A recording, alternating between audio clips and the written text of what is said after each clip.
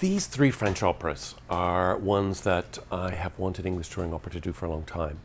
Um, the, Something that joins them, well, they're all French operas, but more particularly, they're all based on these fantastic works of literature, different kinds of literature, and they're now better known in their operatic incarnation than they are in the original. I mean, the stories of E.T.A. Hoffmann are dark, weird, compelling, sexy, very challenging. They're slightly sick, frankly, the stories, but they're great stories. But I think people know them now because of the Tales of Hoffmann, funny enough. Even Werther, which was probably the most popular novella or novel of its time, an extraordinary piece of literature, is probably better known as in Massenet's opera. I mean, Goethe would be turning over in his grave. There were also pieces, they're grand opera, you know, they are made on a big scale, orchestrally. And I was interested in seeing more intimate versions of them. I was really interested in seeing Werther, for example, performed by age-appropriate people. It's a story about very young love and the mistakes of young love, and I wanted to see it performed by young people in intimate theatres. And the way we found for doing this was commissioning a new arrangement for piano quartet and thinking about French chamber music of the time. Massenet was, of course, a fantastic pianist, so there was some authenticity in looking at the piano score and then thinking how we might transform that into something for a small chamber group. The Hoffmann, I think you've just got to find a way to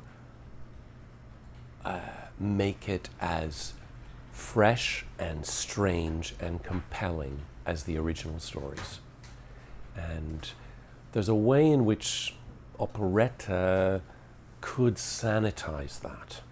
And we've given really free rein to the music director and director to not sanitize it, but to make it strong and compelling as a piece of drama. Pelléas, on the other hand, is something that's just really close to my heart. I wanted to find a way with Pelléas that didn't rely on all kinds of dry ice or funny business or conceptual malarkey about what it might mean being pressed on stage, but in fact in telling the story as simply as I believe it was first told as a play. And when Debussy saw it, he felt that this was the opera he wanted to write, and it is the one complete opera he wrote. And he pressed for a long time to ask for Maeterlinck to allow him to do it, because he felt it was such a particular symbolist drama. I knew of this wonderful arrangement by a Belgian composer whose work I like a lot in her own right. I was just to a new opera she wrote, which is being performed in all around Europe at the moment, and about Hitchcock. And that is broody and strange. And her own musical language is really compelling. And at the same time, I think she absolutely understands Debussy. So I thought, it's too good a chance to miss.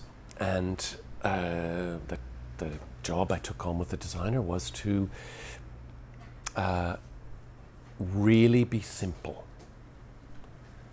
Let everything come from the text and the music. I think come try these three French operas. You won't regret it. They're different. They're great masterpieces. You can bet that we're going to be sincere about it and do our absolute best. I'm just saying I really believe in this season. I think it's something for opera people, for sure. For anyone who likes opera, who has thought they like these titles, who has fought shy of these titles before.